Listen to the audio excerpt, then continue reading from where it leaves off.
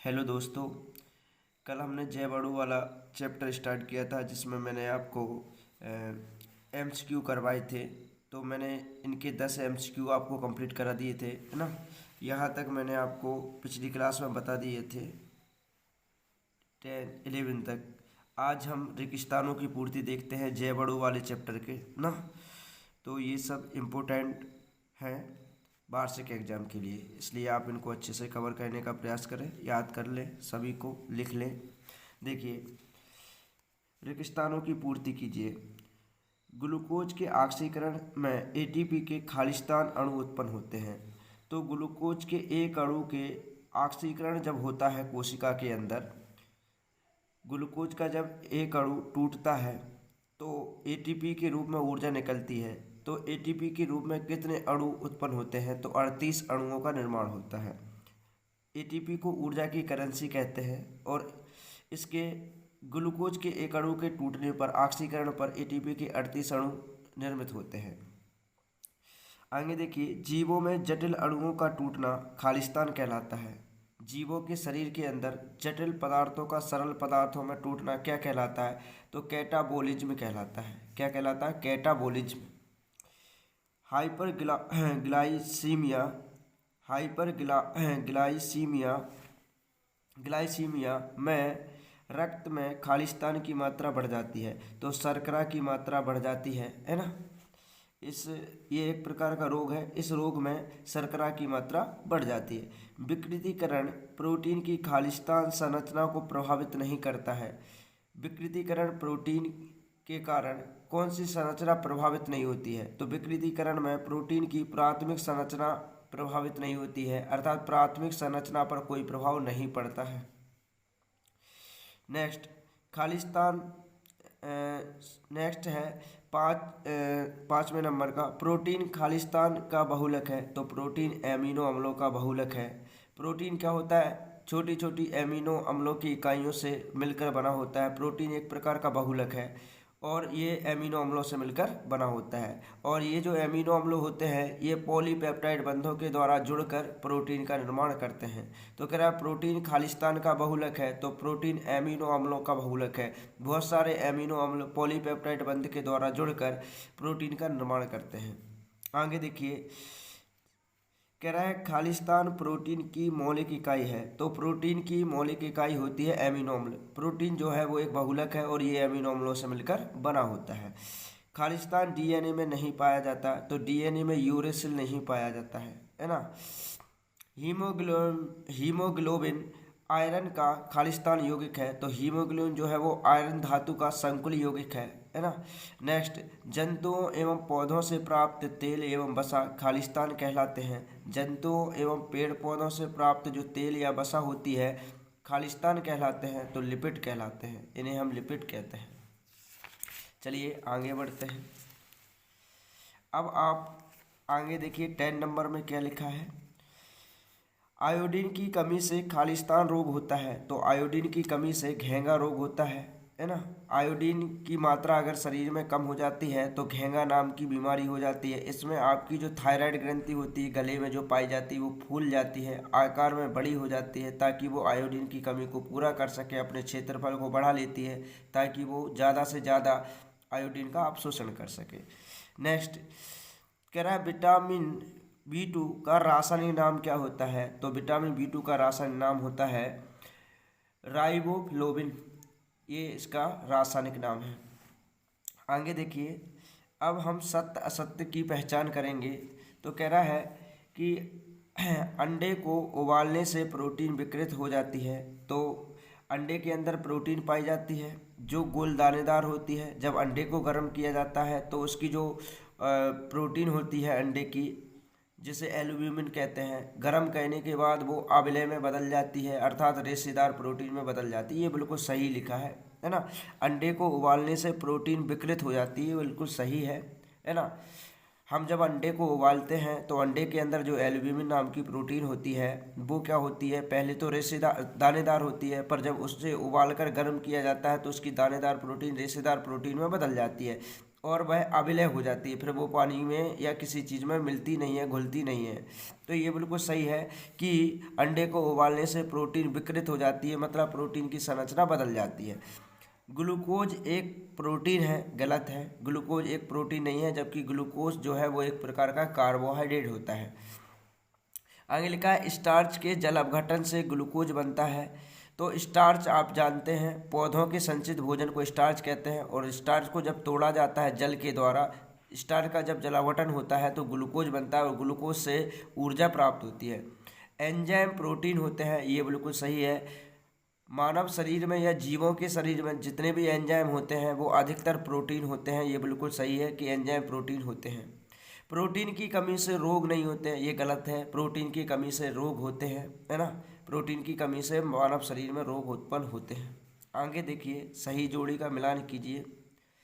सही जोड़ियों में आप देखिए,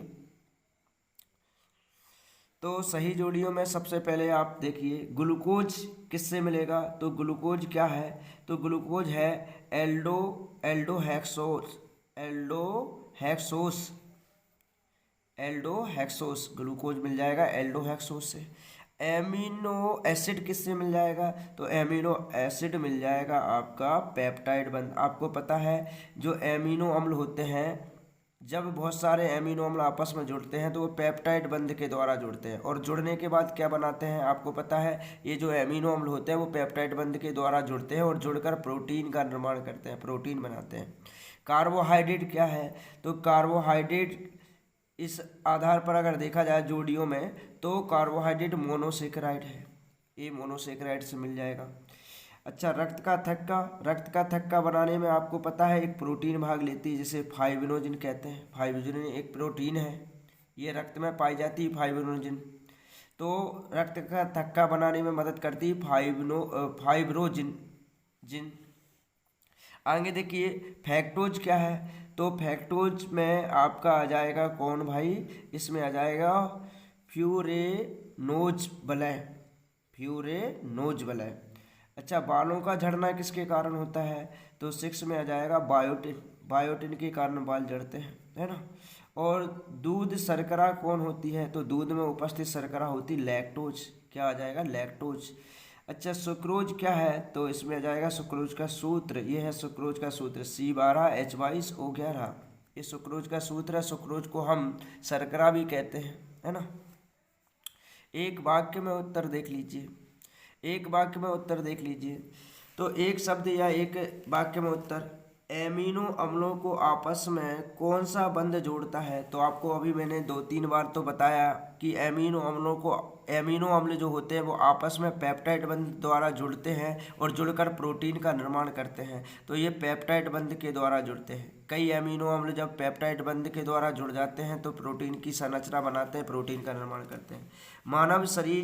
मनुष्य के शरीर के द्वारा कितने एमिनो अम्ल संश्लेषित होते हैं, मानव शरीर कितने एमिनो अम्लों का निर्माण करता है, तो 10 एमिनो अम्लों का निर्माण हमारा मानव शरीर करता है ना।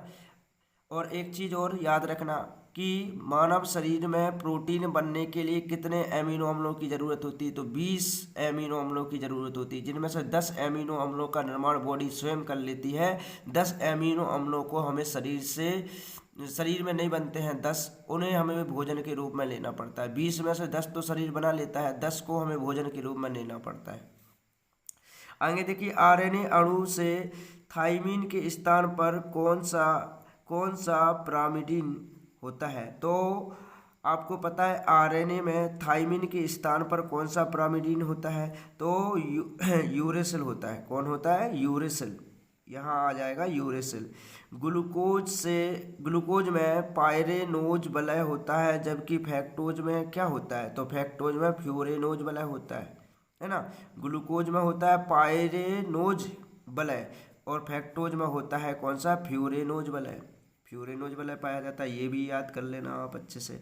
पॉलीसेकेराइडों में मोनोसेकेराइड की इकाइयाँ आपस में एक दूसरे से किस बंध के द्वारा जुड़ती हैं, तो जो पॉलीसेकेराइड होते हैं, जो कार्बोहाइड्रेट हैं पॉलीसेकेराइड, जिनमें अनेक इकाइयाँ मोनोसेकेराइड की जुड़कर बनाती हैं पॉलीसेकेराइड। आपको याद होगा, आपने पढ़ा होगा कि जो पॉलीसेकेराइड है इसमें कई मोनोसेकेराइड की इकाइयाँ आपस में जुड़कर पॉलीसेकेराइड बनाती हैं, मगर वो ये पूछ रहा है कि पॉलीसेकेराइड में जो मोनोसेकेराइड की इकाइयाँ होती हैं वो आपस में कौन से बंध के द्वारा जुड़ती हैं। तो वो जुड़ती हैं ग्लाइकोसाइडिक बंध के द्वारा। ये बहुत ही इम्पोर्टेंट है, आपको पता होना चाहिए कि पॉलीसेकेराइड जो कार्बोहाइड्रेट होते हैं इनके अंदर मोनोसेकेराइड की इकाइयाँ होती हैं, और ये इकाइयाँ कौन से बंध के द्वारा बंधी होती हैं, मतलब कौन से बंध के द्वारा मोनोसेकेराइड की इकाइयाँ आपस में बंधती हैं और बंधने के बाद पॉलीसेकेराइड बनाती हैं। तो ये बंधती हैं ग्लाइकोसिडिक बंध के द्वारा। मोनोसेकेराइड की इकाइयाँ आपस में कौन से बंध के द्वारा बनती हैं, ग्लाइकोसिडिक बंध के द्वारा। आगे देखिए, रक्त का थक्का बनने में सहायक प्रोटीन क्या कहलाता है। तो उस प्रोटीन का नाम है फाइब्रोनोजेन। फाइब्रोनोजेन जो है एक प्रोटीन है, ये रक्त में पाया जाता है और थक्का बनाने में मदद करता है। ये प्रोटीन है, याद रखना, ये कौन है, प्रोटीन। ये बहुत बार पूछा गया है, लोग कंफ्यूज हो जाते हैं। लोगों को ये पता होता है कि विटामिन के रक्त का थक्का बनाता है, तो वो विटामिन है जो रक्त का थक्का बना रहा है, ये प्रोटीन है जो रक्त का थक्का बनाने में मदद करती है। अच्छा, बाल में, ऊन में, रेशम में उपस्थित प्रोटीन का नाम बताइए। तो ये भाई कैरोटिन, कैरोटिन जो प्रोटीन होती है ये आपके बाल में, आपके नाखूनों में, आपकी त्वचा में, है ना, और पशुओं के सींगों में, पक्षियों के पंखों में ये कैरोटिन नाम का प्रोटीन पाया जाता है। तो ये मैंने इस चैप्टर के जो भी आईएमपी एमसीक्यू थे वो मैंने आज आपको करवा दिए हैं। इसका एक लेक्चर मैंने पहले ही डाल दिया है, आप दोनों लेक्चर को भली भांति अच्छे से देख लें, और इनमें से 100 to 100% वार्षिक एग्जाम में आपको एमसीक्यू ज़रूर देखने को मिलेंगे। इनको आप अच्छी तरीके से कंप्लीट कर लें, है ना।